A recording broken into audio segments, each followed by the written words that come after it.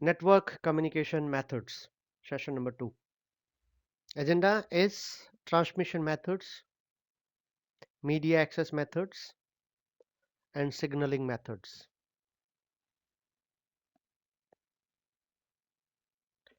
Bits, signals, and codes. What is a bit? That's binary digit. It is the smallest unit of information. In 1833, Lady Ada Augusta Lovelace, daughter of Lord Byron, invented a number system which could work using only two digits 0 and 1. According to her, these two digits are sufficient to count. We don't need 10 digits to count. In 1854-55, George Boole published a book, Algebra of Logics and Thoughts. According to this, no statement in this world can have these two values simultaneously, true and false. Either the statement can be true or it can be false. It cannot be both at any point in time. In 1866, Claude Shannon developed electrical circuit based on George Boole's algebra or Boolean algebra. That is electrical circuit which could work on true multiplied by false or true plus false equal to this or not and all. So he created a logical electrical circuit.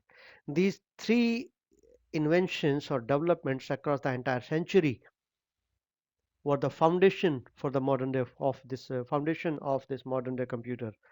So the bit is this 0 or 1, that is binary digit. Bi means 2.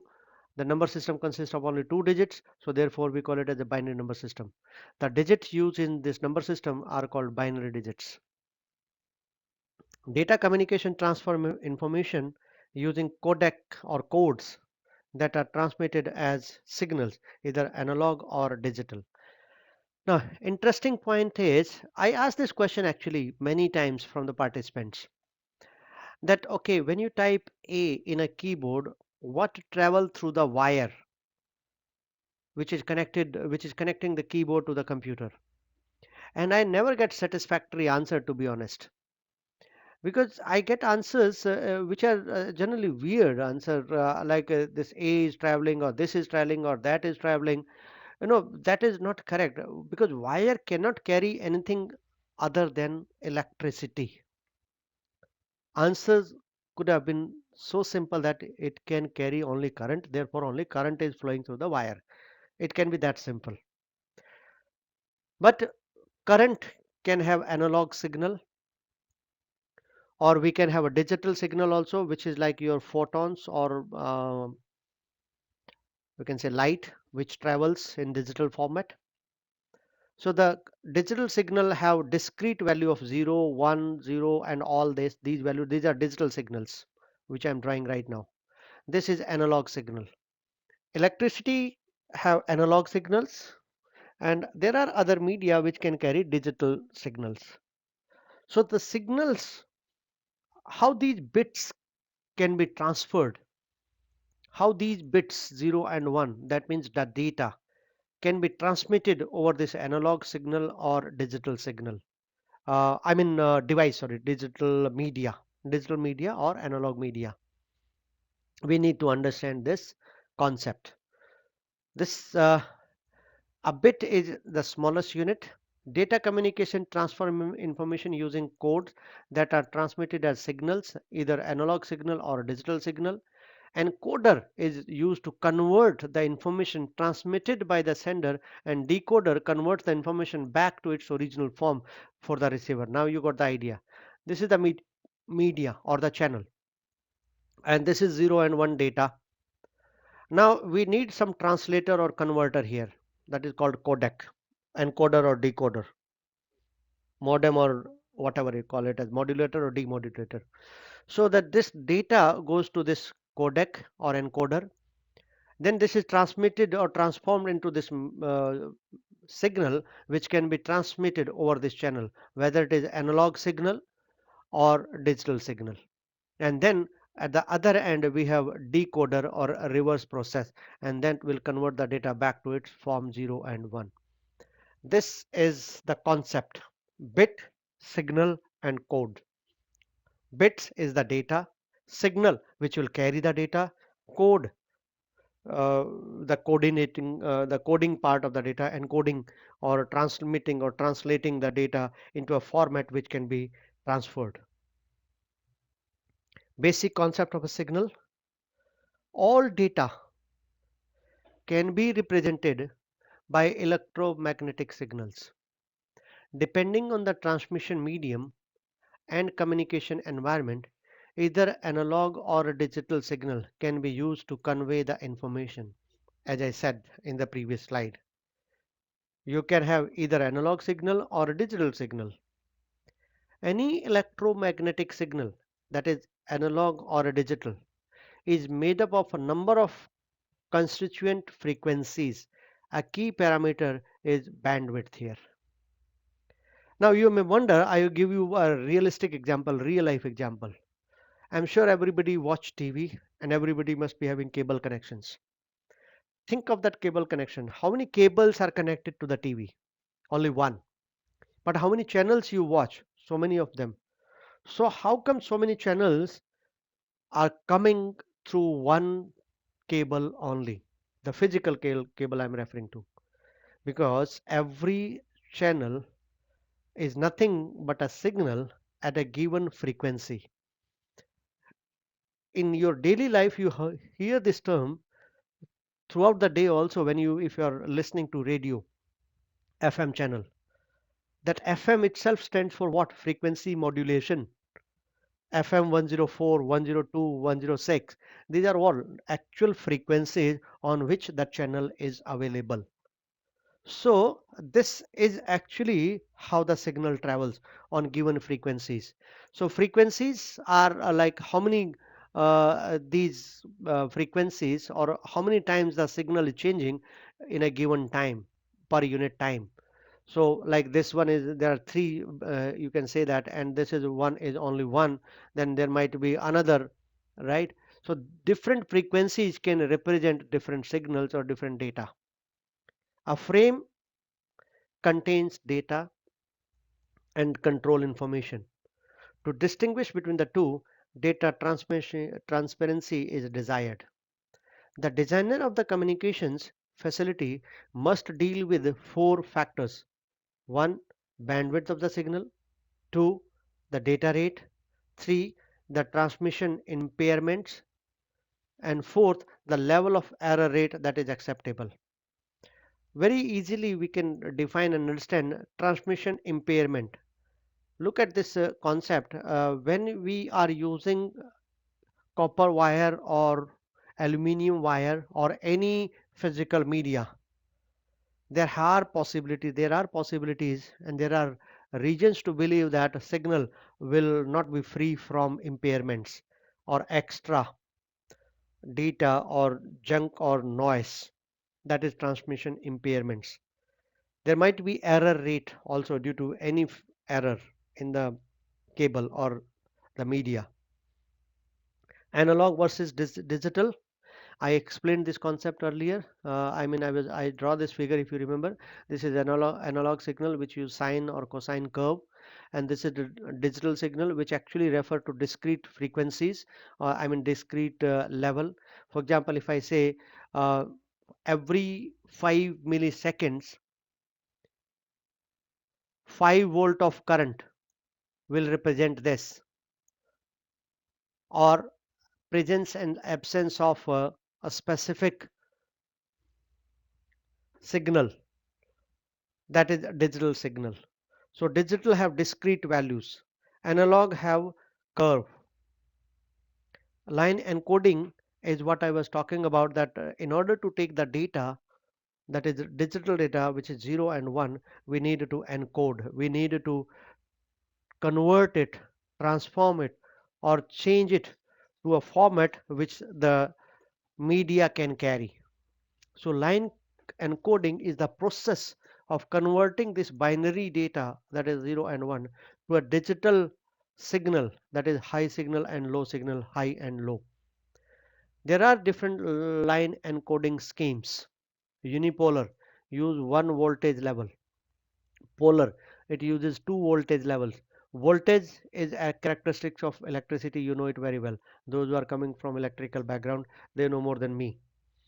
Bipolar uses three or more voltage signals or voltage levels. Unipolar, it uses one polarity which is assigned to one of the two binary states, usually 1. Unipolar is simple and inexpensive to implement. DC component and synchronization problems used within within a PC, not used for data transmission. So we have a single unipolar single level. So like this single level, you can see that this is 1 and this is 0. This is 1, this is 0. So over the time. So this is amplitude, this is the amplitude level. So 0 means no amplitude, 1 means this. So this is unipolar. When you're taking polar, DC component problem is alleviated and synchronization is provided in polar. NRZ, which basically means non-return to zero. RZ means return to zero. It uses three values: positive value, negative value, and zero. And it requires two signal changes to encode one bit. Then we have Manchester encoding. Then we have differential Manchester encoding. These are actually go in depth when we study networking in detail. This is overview. So right now high level definitions are being discussed. Let's one by one understand these high level definitions. When I say NRZ, NRZL, level of signal is dependent upon the state of the bit. That is a synchronization problem. So this is NRZL. This you see that time and the level of signal. This is 0, this is 1. So it is not single, it is when it is high it is 0, when it is low it is 1. So this is NRZ, non-return to 0. 0 is not considered. NRZL is inverted of 1 is encountered long stream of zeros. This is NRZI. So we have two form of NRZ. Then we have RZ. Encoding requires two signals changes to encode one bit and occupies more bandwidth but provides synchronization. That is the RZ. Then we have Manchester and differential Manchester. Manchester encoding is used by Ethernet LANs.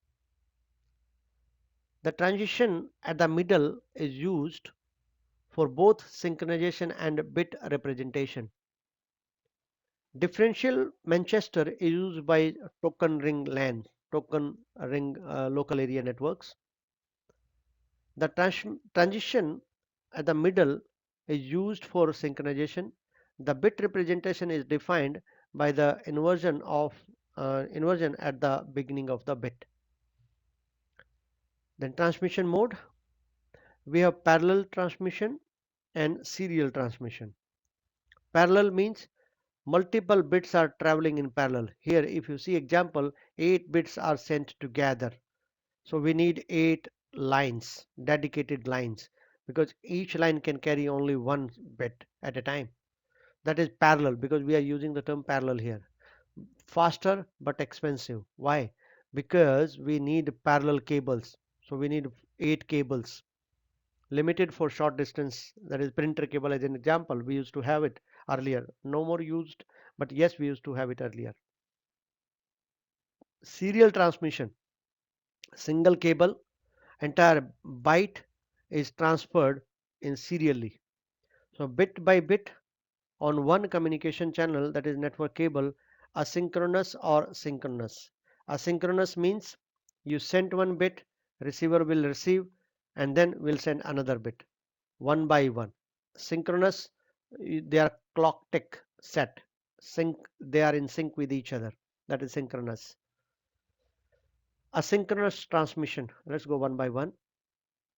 The byte oriented input output and each byte sent independently.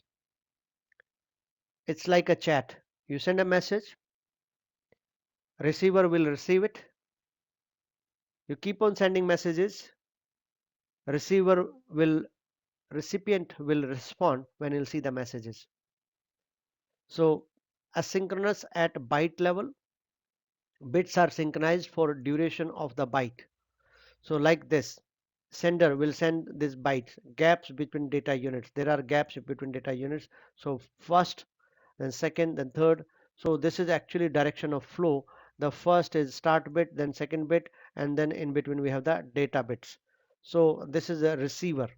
So it's sending the first byte, then second byte, and third. So continuously sending. That is asynchronous. So we have start stop transmission, easy to implement, simple and cheap and effective, but slow and high overheads are there for this. Suitable for slow devices and short transmissions, keyboard to a computer, for example. That is asynchronous transmission.